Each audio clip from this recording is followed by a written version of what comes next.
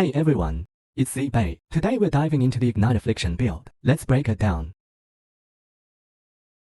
Hope you all smash that like button and subscribe, much appreciated. Let's briefly talk about what fuels the core damage mechanism of this setup. We're gonna report on where our build stand now, currently mitigating damage, focusing on survival, chasing survival, as we've previously achieved, dropping pet spirit at 0.5 trillion. At this point, we're already transitioning to mitigating damage for survival. The core mechanic here is the true flame.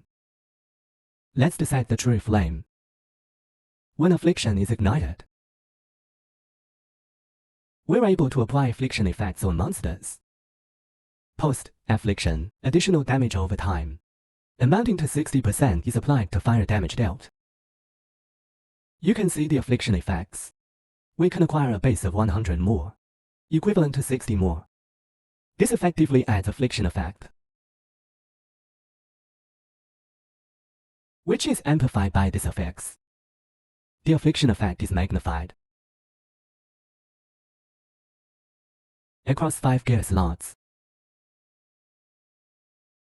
yielding a total of 360 affliction effect. Additionally, due to talent bonuses, we gain an extra 45 affliction effect, resulting in a total of 405 affliction effect.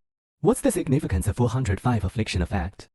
It's just 405. You have to multiply it by 5.05, then multiply by 0.6, equivalent to true flame, bringing us a 300 more damage boost, which is a substantial boost. This is a highly damage increases amplifier.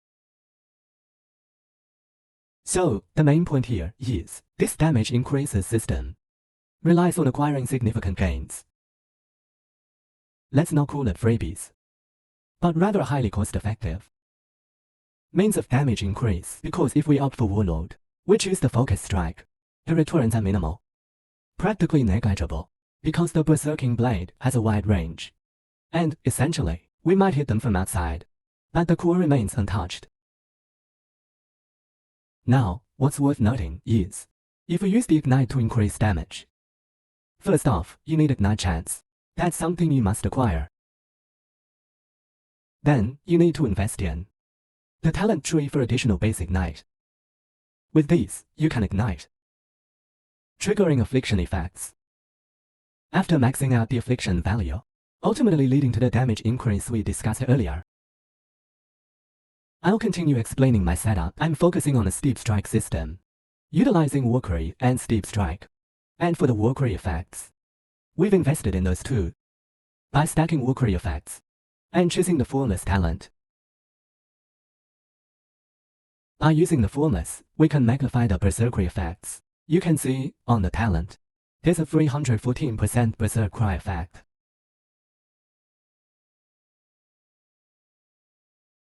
For example, what's the base Warcry effect?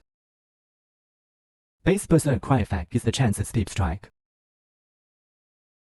multiplied by 5.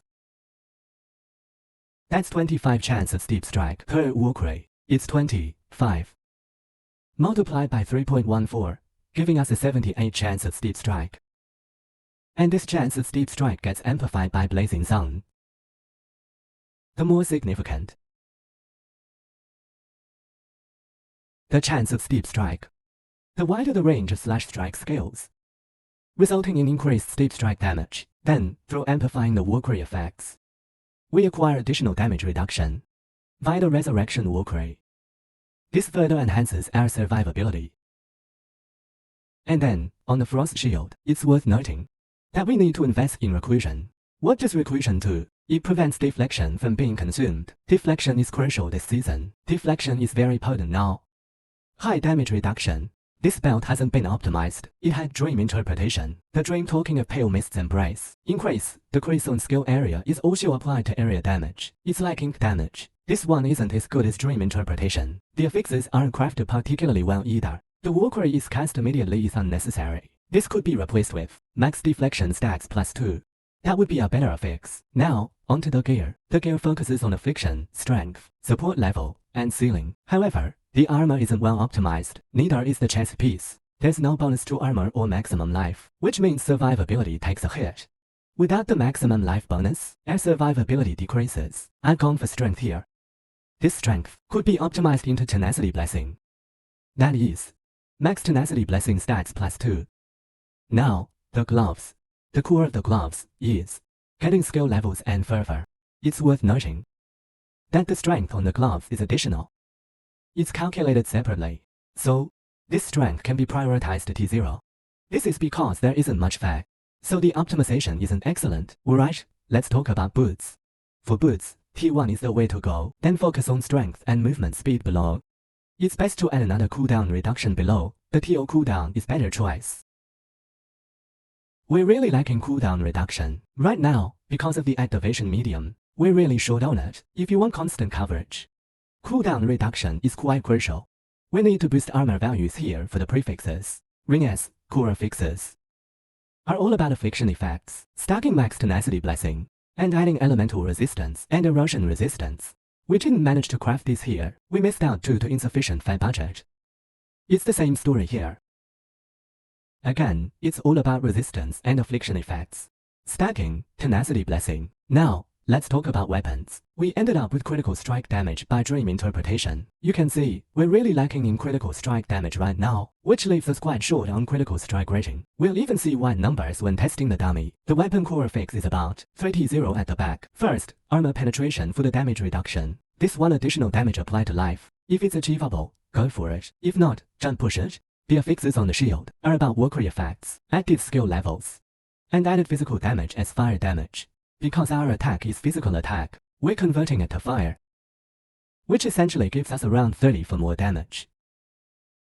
This boost is significant.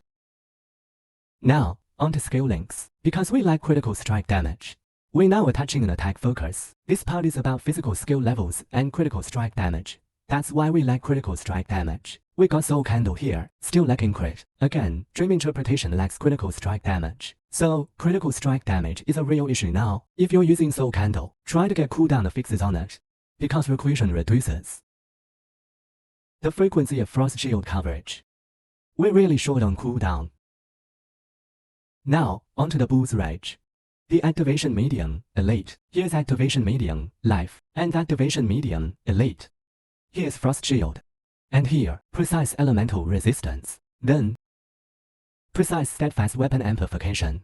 Precise fearless. As you can see, a workery hits for around 1 million in survival. As you can see, Frost Shield now covers perfectly. Just like this, under cooldown, it covers perfectly. So, it's best to boost cooldown on boots to ensure full Frost Shield coverage. You could say this damage boost mechanism holds promise for the future, but to cool it out right up, that's not it. Not exactly.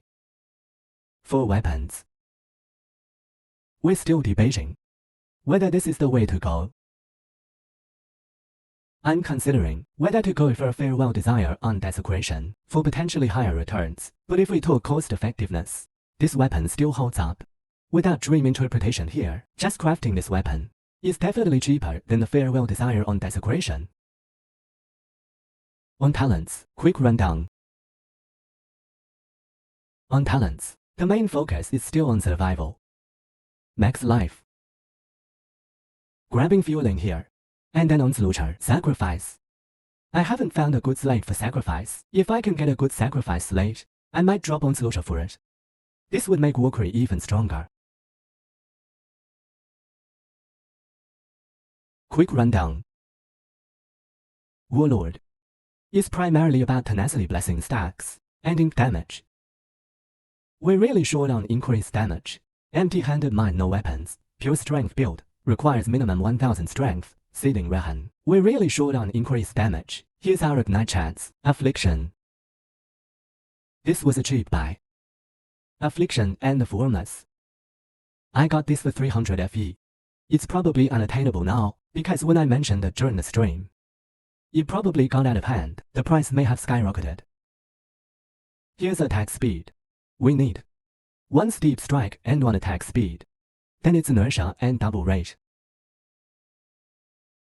Steep strike here. And here's the God of Might's divinity.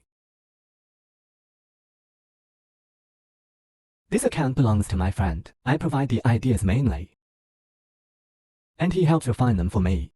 And if he feels something's off, I optimize it further. A big thanks to my friend. ESE. And regarding the builds, let me create one. He's made some before, but wasn't satisfied, so we secretly deleted one of his versions. We quietly removed his version worth 100 billion, created a new one. ESE and ZBay. Put my name a bit later. Ignite. Workery. Seething Rehan. Build code. Here's a quick showcase.